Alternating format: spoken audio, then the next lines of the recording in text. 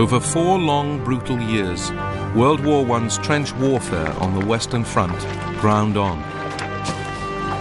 But to the east, a remarkably different war was fought. A war of movement, of dramatic gains and losses, of huge armies on the march, of terrain which required everything from camels to skis. In this war, one great empire, Austria-Hungary, was destroyed.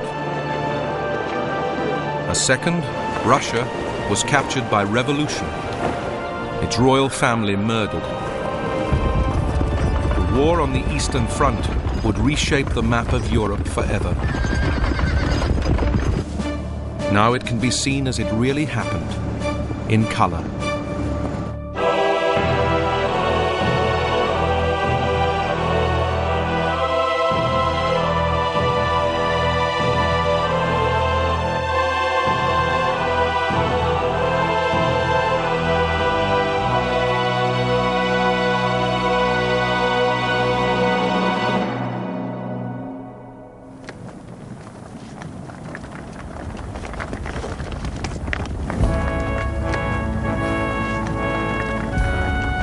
In August 1914, 2 emperors, full of pomp and circumstance, strutted like peacocks on the stage of Central Europe. The first was Kaiser Wilhelm of Germany, whose own grand ambitions were matched by the ambitions of his nation's ruling classes. The Kaiser was very, very highly strung. He was given to hysterical outbursts about things and lived in a fantasy world. But then, you know, frankly, the whole of the country lived in a fantasy world in 1914.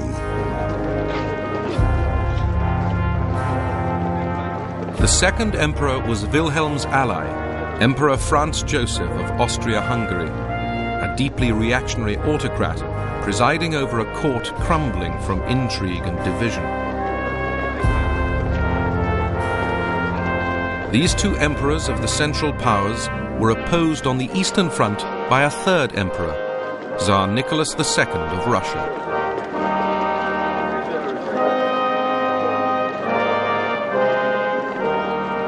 The Tsar was a man who was very, very conscious of his own limitations, and his own limitations were considerable. And he was not somebody like the Kaiser who would get hysterical at all. He was much happier living the life of some kind of country gentleman. He certainly wasn't a warmonger at all. The immediate spark which had set these 3 empires, Germany, Austria-Hungary and Russia, on the road to war was the assassination of Archduke Franz Ferdinand of Austria by alleged Serbian nationalists. When war broke out in August 1914, the Eastern Front campaign moved swiftly. Austrian troops invaded Serbia. Russia, Serbia's ally, invaded both Germany and Austria. The Austrians quickly retreated before the Russians, losing key fortress towns. For the ordinary Austrian soldier, it was demoralizing. The march seemed endless, and we became too tired for anything except swearing. Some cursed the cow that produced the calf, that bore the hide, that formed the leather of which their pecs were made. Others swore that if they had only known what was in store for them, wild horses would not have pulled them away from home. While the Russian army smashed the Austrians, it came badly unstuck against the Germans. In late August, at the Battle of Tannenberg, 50,000 Russians were killed or wounded, 100,000 taken prisoner. One British observer noted, "The sight of thousands of Russians driven into 2 huge lakes and swamps to drown was ghastly, and the shrieks and cries of dying men and horses will not be forgotten." The German victory made the reputation of its 2 architects, Generals Paul von Hindenburg and Erich von Ludendorff, who became idolized as the nation's saviors. Every single day of the war, Hindenburg was having his portrait painted. What he was a great avuncular, dignified old boy who stood for certain solid German virtues, and he had them too. Now, Ludendorff was obviously a very good technician, but the trouble with Ludendorff was that he got affected by megalomania. The early battles on the Eastern Front persuaded Hindenburg and Ludendorff that the Russian army would be easy meat. Ludendorff began to dream of a great German empire to the east. But British observers had noted the strength of the Russian fighting spirit. Individually, the Russian soldier is the finest soldier in the world. He puts up with cold and hunger and suffers hardships without a word of complaint.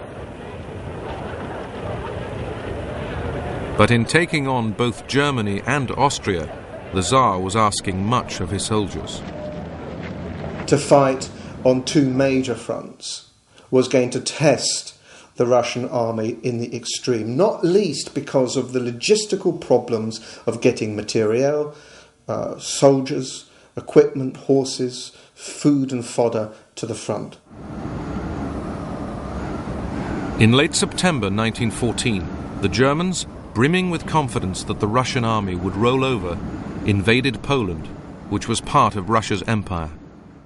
It looks very tempting to attack Poland, which after all juts out far into German territory, and if you attack the Russians from the north and the south, then you might catch a lot of them in the bag in the middle.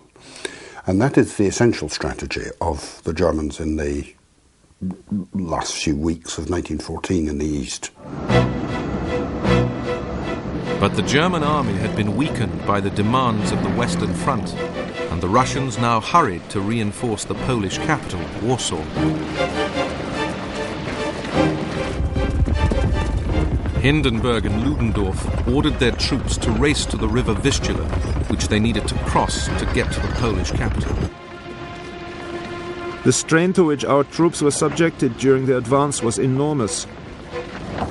The roads were mere mud and the weather was bad. In spite of this, very long marches of 30 kilometers and more had to be accomplished if the enemy was to be caught. The Germans crossed the Vistula on the 9th of October and closed in on Warsaw.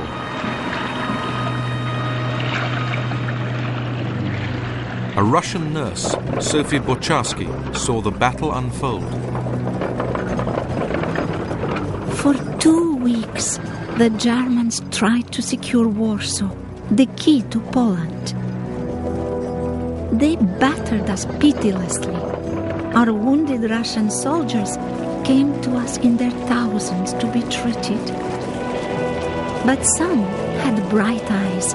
They were exhilarated because we were managing to hold our own. To German surprise, the Russians succeeded in their defense of Warsaw.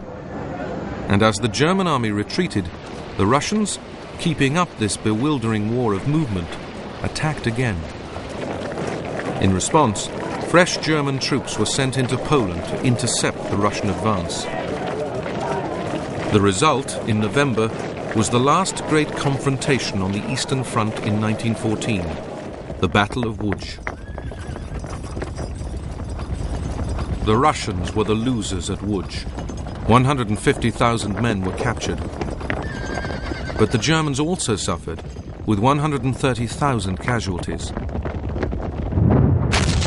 German commanders now realized that their Russian counterparts had no scruples in throwing unlimited numbers of men into battle. But how long could it possibly last?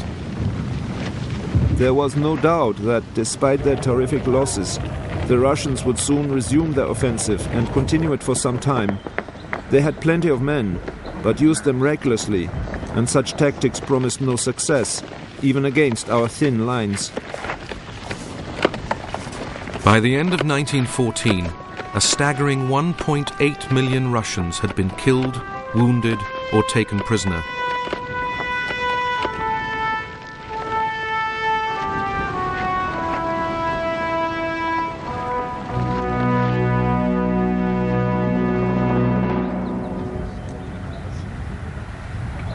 In early 1915, with stalemate on the Western Front, the German High Command decided to go for a quick victory in the east. The Austrian army was to support the German offensive by launching an attack on the Russians in the Carpathian Mountains. It became a terrible grind for the Austrian soldiers as they got bogged down in the cold and the deep snow. The fighting in the Carpathians, thanks to the difficulties of the ground and the severity of the season, demanded the greatest effort and suffering of which our army was ever capable. Those who have not taken part in it can have no idea of what a human being is capable.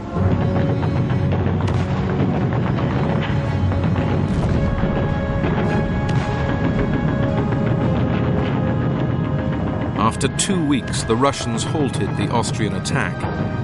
But despite this success, the Russian commander in the Carpathians, General Alexei Brusilov, who would become the key Russian general of the war, knew that the terrible casualties of the early months were taking their toll. The men sent to replace casualties generally knew nothing except how to march. Many could not even load their rifles, and as for their shooting, the less said about it, the better. Such people could not really be considered soldiers at all. Time after time, I asked my men in the trenches why we were at war. The inevitable senseless answer was that a certain Archduke and his wife had been murdered, and that consequently the Austrians had tried to humiliate the Serbians. Why Germany should want to make war on us because of these Serbians, no one could say. A new breed of more questioning Russian officer began to emerge.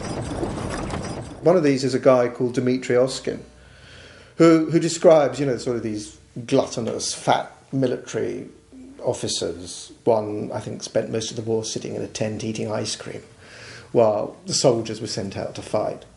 So there's a real sort of challenge to authority. What are we doing in this war? Several hundred men have already passed through my platoon alone, and at least one half of them have ended up on the fields of battle, either killed or wounded. What will they get at the end of the war? The desperate Russians needed help. By now, they faced yet another threat. In October 1914, Turkey had joined the war, on Germany's side.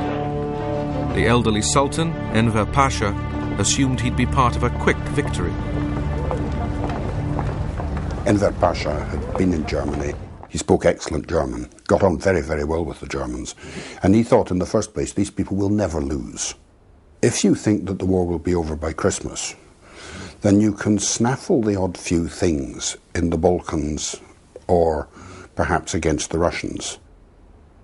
Enver Pasha sent his forces north to invade Russian Armenia. In the biting winter, the Turks faced a ferocious Russian counterattack. Of 95,000 Turkish soldiers who fought the campaign, only 18,000 survived. Some 30,000 froze to death. The Turks stagger back, and the angry and tired Turkish soldiers going back through Turkish Armenia then launch what is known as the Armenian Genocide. Now, this was not just a spontaneous reaction to being beaten by the Russians, it was clearly premeditated, but that killed 500,000 Armenians. The initial Turkish invasion had prompted Russia to appeal to her allies, Britain and France, to do something to remove the threat from Turkey. At the same time, Winston Churchill, First Lord of the Admiralty, was planning an Allied expedition to the Dardanelles. His great dream was that the war could be won by attacking Germany and its allies at their weakest point.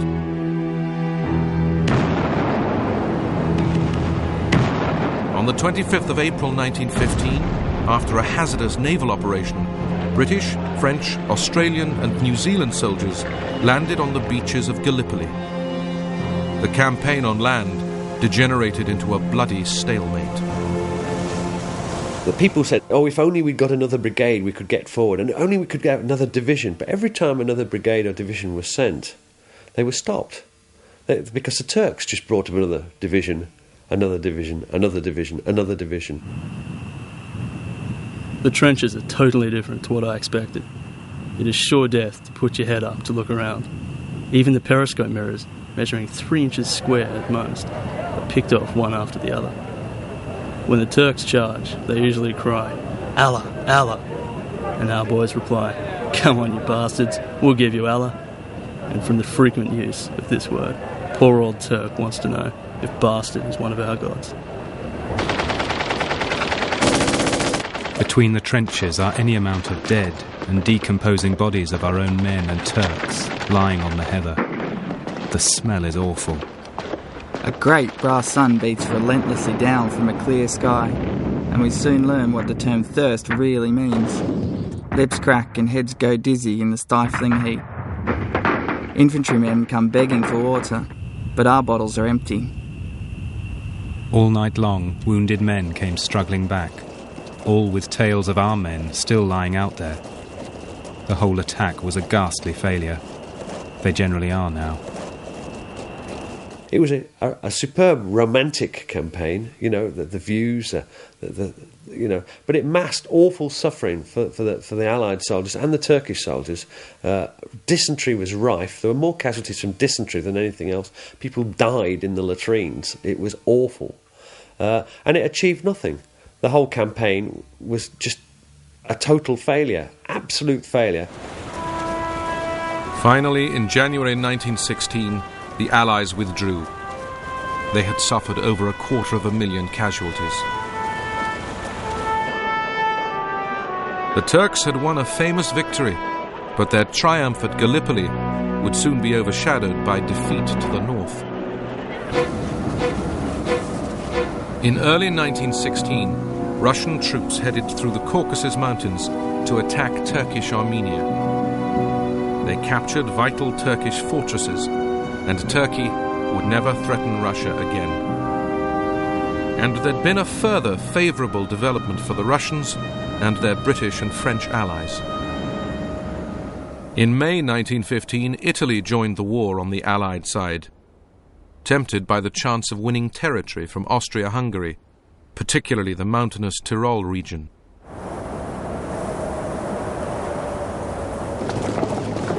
Italian soldiers headed north. Austria diverted troops from the Russian front to reinforce the Tyrol.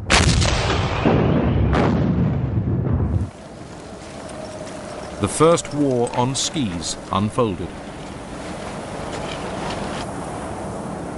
The fighting on the Italian front was particularly harsh because everywhere the Austrians had their positions in the mountains. And so we had the worst of the warfare on the Western front in terms of heavy artillery and machine guns, with the added problem of fighting in mountain terrain.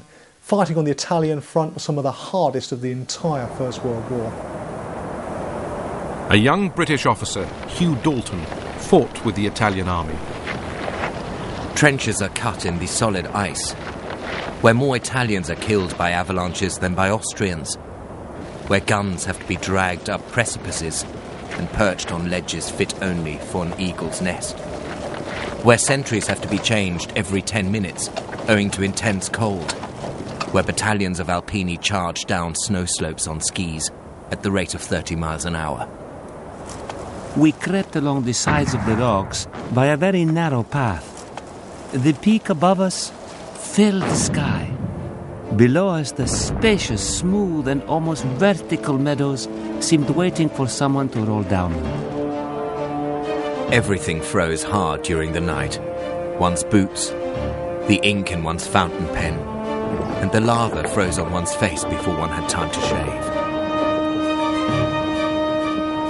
For the next 2.5 years, there was stalemate in the mountains. In the summer of 1915, Germany and Austria once again set their sights on Warsaw, capital of Russian-controlled Poland. 14 divisions amounting to 250,000 men headed east. May 1915 Austrian offensive in the Carpathians had cost the Russians 100,000 casualties. Now, through June and July, Russian losses in the face of the German and Austrian advance would rise and rise. In May, the Russians lost another 400,000 killed, wounded and prisoners, and by June 1915 their war losses as a whole up to that time are a staggering 3.8 million. Fortress towns that had been fought over again and again lay in ruins. The people of Warsaw awaited their fate. Warsaw is doomed, but always there seemed a little hope. Short of a miracle, there's no hope now, however. The Germans will clatter through the streets with all the pride of victory. The only question is, how long before they come? Not days, hours, I think. The next day, August the 5th, 1915, the German army strutted through Warsaw. It was exactly 1 year into the war, and German commanders could begin to believe they had won. The Russians really would roll over. They were wrong. There were 2 years of bitter fighting ahead on the Eastern Front. But for the moment, the German soldier could relax. He was confident and victorious. His Russian opponent seemed defeated and demoralized. British observers felt it was a decisive moment for the Russian army. For nearly 3 more weeks, we continued to retreat. Each day was alike. Tired men shuffling east. Hungry, homeless peasants praying for food. Wounded men in their thousands. We were all utterly exhausted. We were weary for a rest. We wondered when the great trek east would stop.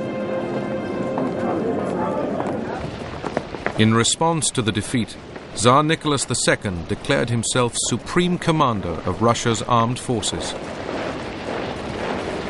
The Tsar would soon appoint General Brusilov to be commander of his armies on the Eastern Front. But Brusilov's private verdict on the Tsar was scathing. The Tsar's lack of knowledge and ability, his weakness of character, and his vacillating make him totally unfit to command.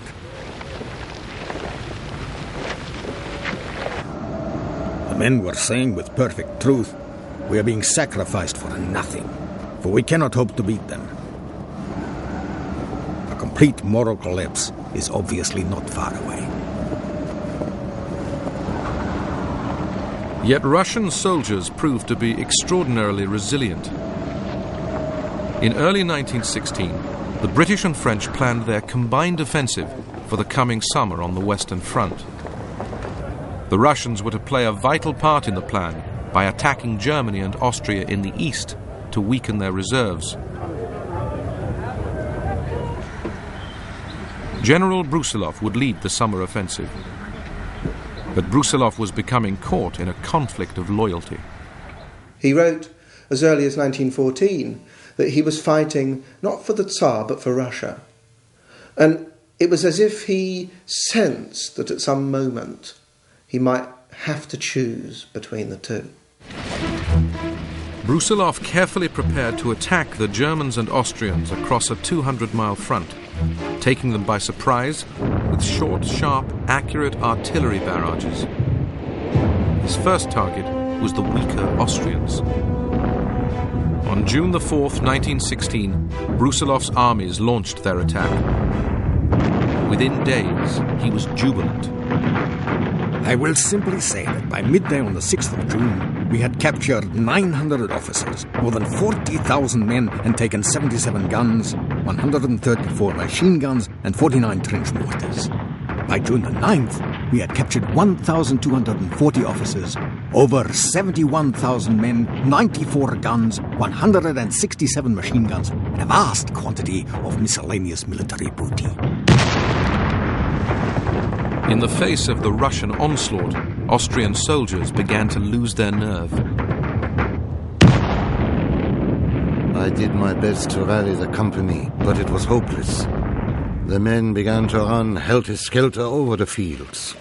The Russian artillery soon discovered us and did its best to see us home.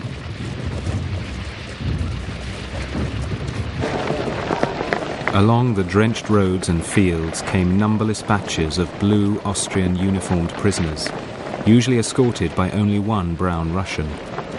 Miserable was their word for their condition before their capture. All were sick of the war. Brusilov very nearly finished off the Central Powers.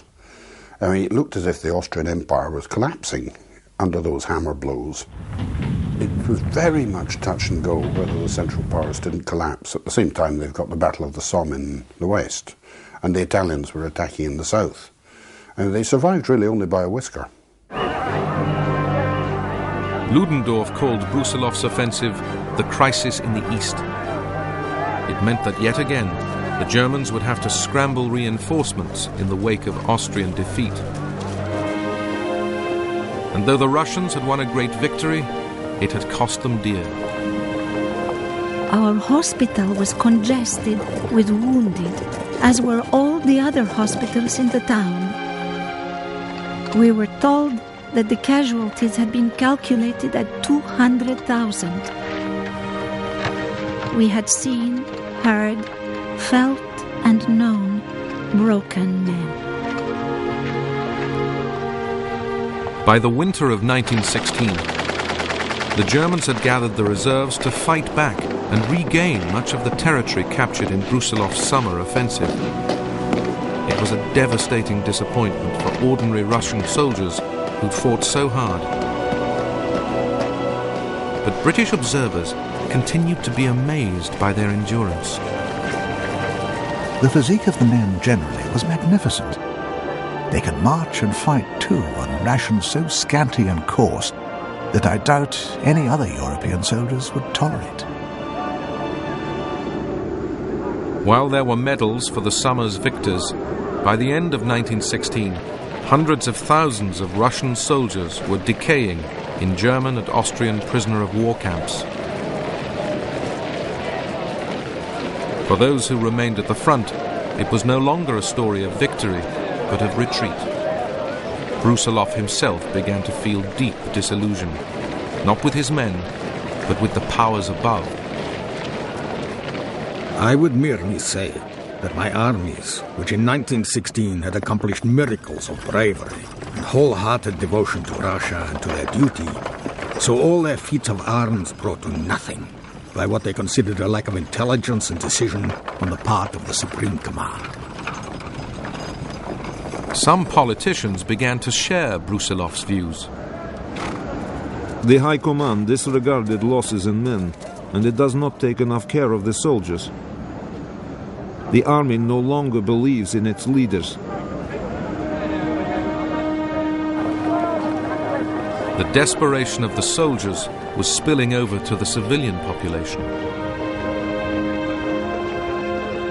From all sides came the complaint of a people wearied by the war, disillusioned, lost in what seemed an endless circle of mistakes. Food was growing ever more scarce. The queues outside the bread shops stretched right down the length of the street. It was said in all directions that the merchants and shopkeepers were building up huge profits at the expense of the people. It was whispered that the empress trafficked with Germans. Even the emperor was no longer held in the same awe and reverence.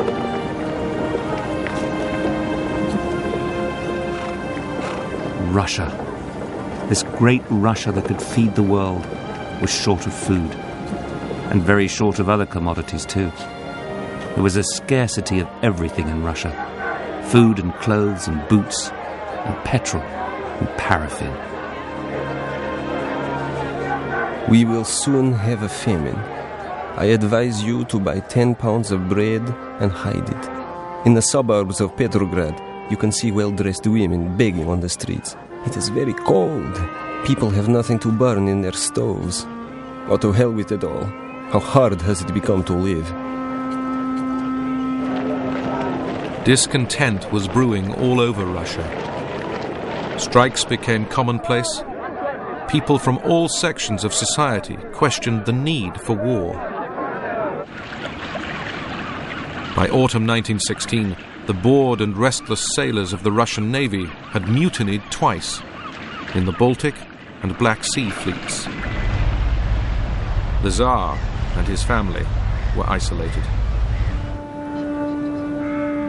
In every rank of society, it was freely said that the nation and the army were sold by the Empress's minions, and that she aimed at obtaining a regency to replace an emperor whose weaknesses, garrulousness and drunkenness had become a byword. Gossip was rife. It was rumoured that the Empress was meddling in affairs of state, under the spell of her secret lover, the sinister guru Rasputin. Everywhere the slander spread and ripened. There was nothing bad or vile enough that was not insinuated.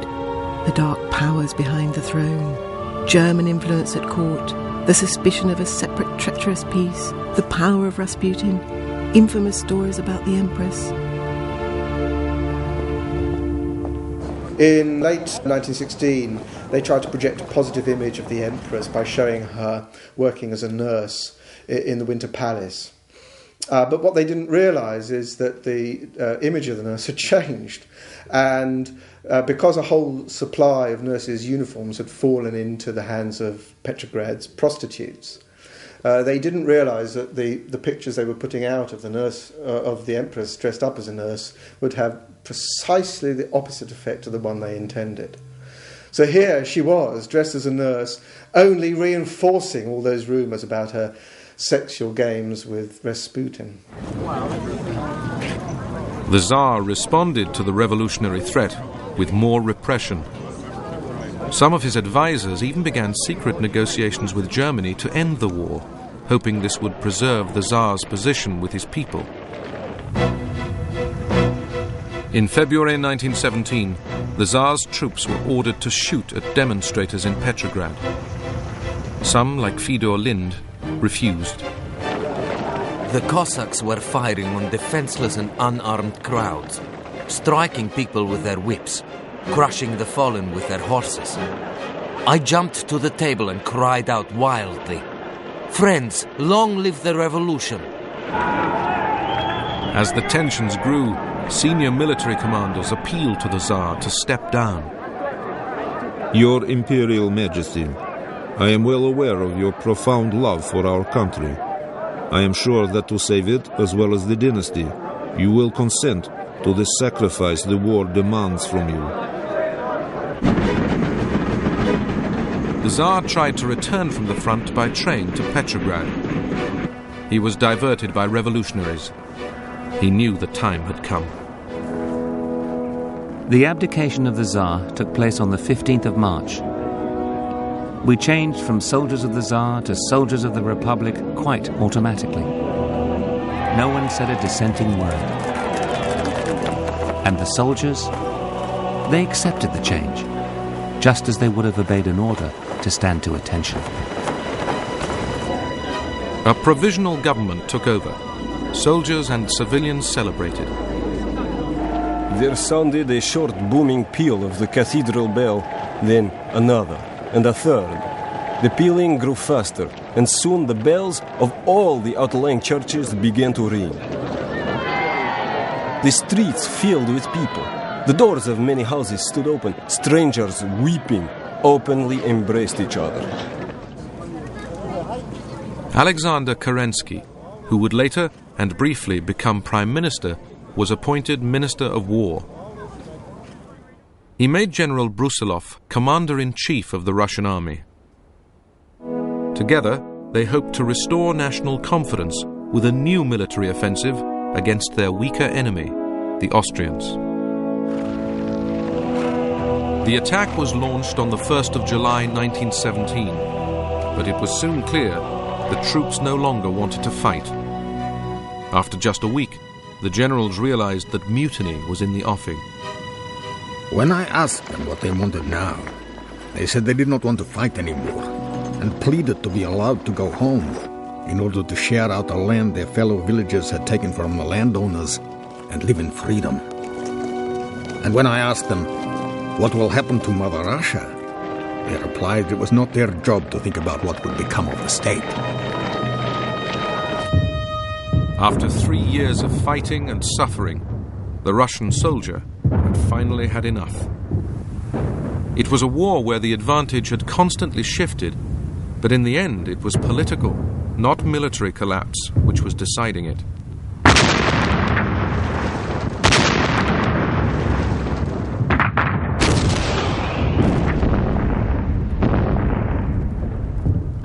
In September 1917, in what would be their final attack, the Germans captured Riga, Russia's second largest Baltic port. They could now afford to sit back and wait while Russia tore itself apart. Vladimir Ilyich Ulyanov, better known as Lenin, was waiting for his moment to pounce. One wrong move on our part could wreck everything. Events should not be anticipated. Time is on our side.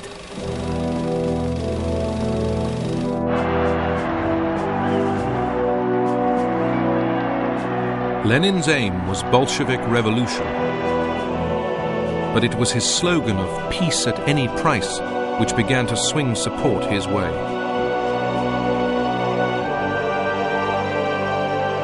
By late 1917, a second provisional government was trying to bring order to Russia. But as Lenin incited his revolution, onlookers could see the country was hurtling into chaos. This is no longer a capital. It is a cesspit. No one works. The streets are filthy. There are piles of stinking rubbish in the courtyards. It hurts me to say how bad things have become. There is a growing idleness and cowardice in the people, all those base criminal instincts which I have fought all my life and which it seems are now destroying Russia. The socialists have sown the wind. Russia is reaping the whirlwind. The economic situation in Russia is such that the words "on the brink of ruin" have become commonplace. Foreign revolutionaries like the American John Reed could see the day coming. On the one side, there was the monarchist press, inciting to bloody repression. On the other, Lenin's great voice roaring, "Insurrection! We cannot wait any longer." Daily, the government seemed to become more helpless. Armed workers patrolled the streets at night, doing battle with marauders and requisitioning arms wherever they found them. By November 1917, the revolution, later glorified in Russian films, was imminent.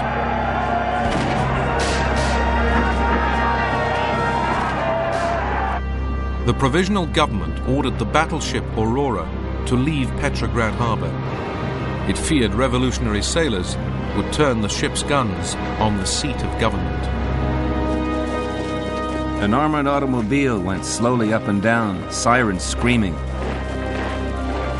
On every corner and every open space, thick groups were clustered. The tides of people flowed endlessly. On the 7th of November, prompted by the Aurora's guns, the revolutionaries stormed the Winter Palace.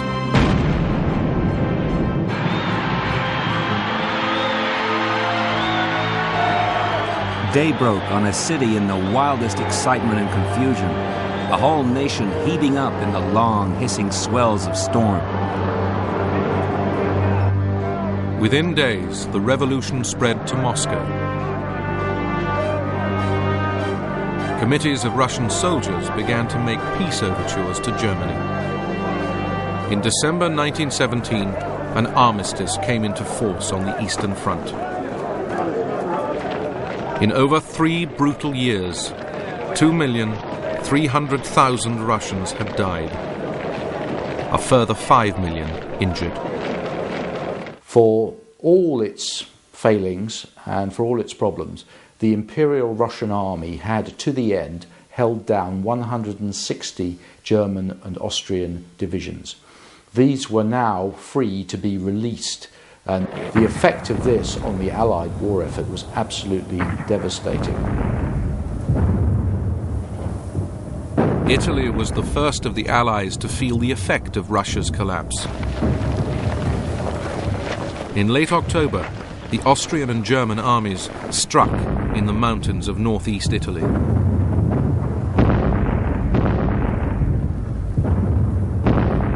Rumours and denials of rumours came in from the north. On the 27th, the rumours became hard. The German advance to the north was said to be considerable and rapid. The Italian attempt to capture Austrian territory had turned sour. 275,000 Italian soldiers had been captured by the Germans and Austrians. Many who remained to fight couldn't see the point. Our men marched doggedly on, some beaten and puzzled, others tired but cheerful, others with expressionless, uncomprehending faces. But in the faces of a few I read a consciousness of the tremendous tragedy of which we formed a tiny part.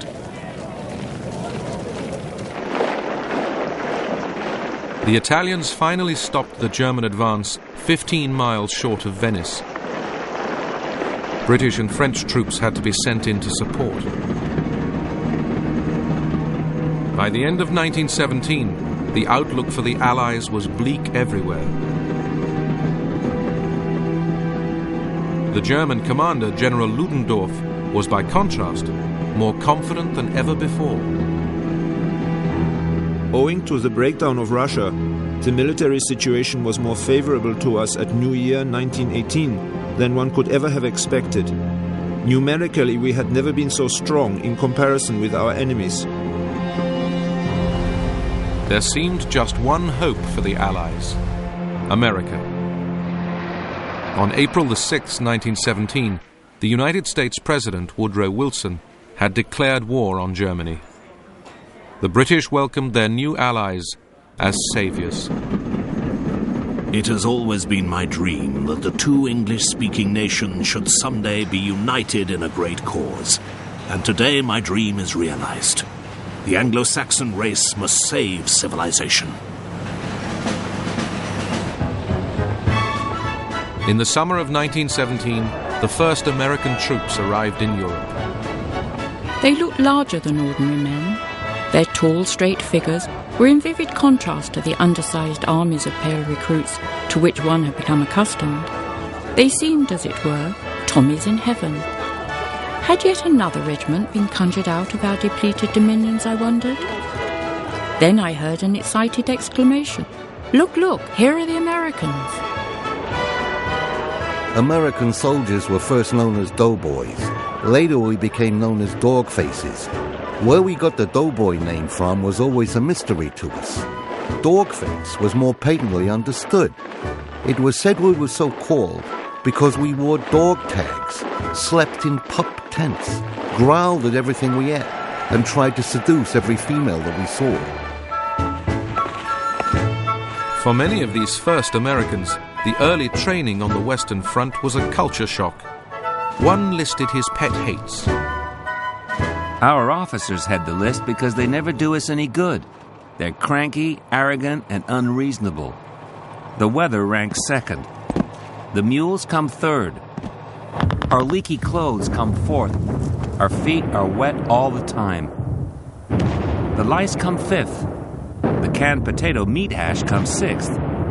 Homesickness comes seventh. Most of us have never been away from home before, and we're so hungry for a little womanly affection that it's awful. The Germans come last, because if it wasn't for them, then we could go home. The commander-in-chief of the American Expeditionary Force, General John J. Pershing, now had to harden these raw recruits for battle. The World War involved the handling of masses. It was one thing to call 1 or 2 million men to the colors, and quite another thing to transform them into an organized, instructed army capable of meeting and holding its own in the battle against the best trained force in Europe, with over 3 years of actual war experience to its credit. When the Americans began fighting, they were very reminiscent of the British in 1916 on the Somme. They were enthusiastic, they had high morale, but they had a lot to learn, and they did, to be absolutely fair, learn very quickly in some very, very bloody battles. The Americans saw their first battle action in June 1917. I remember the early morning light revealing to me the first American dead. Alas, I was now indifferent to the sight of our own dead, but those somehow moved me. They looked so new and smart with their long leggings. They symbolized also the hope on which the Allies were relying on for the future.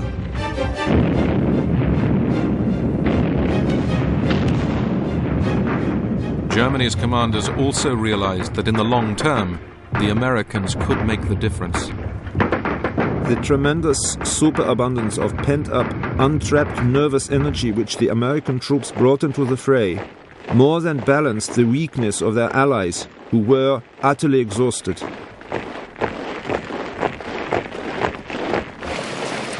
With the Americans looming into view, Ludendorff began to think Germany must gamble to finish the war quickly. While he made plans for a decisive victory in 1918, most on the Allied side believed that the war on the Western Front would grind on for years to come. Few could have anticipated how quickly everything would change.